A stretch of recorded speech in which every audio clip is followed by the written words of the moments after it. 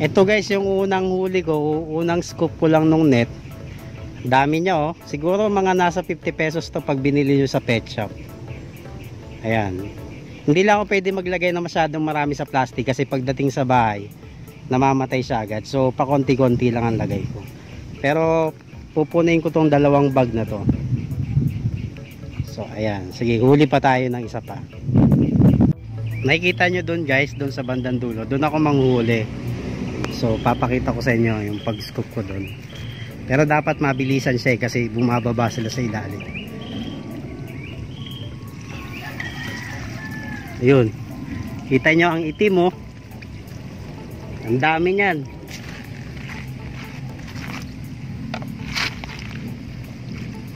Aming mga wild guppies.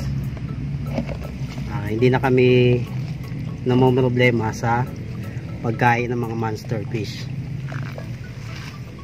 Ayan.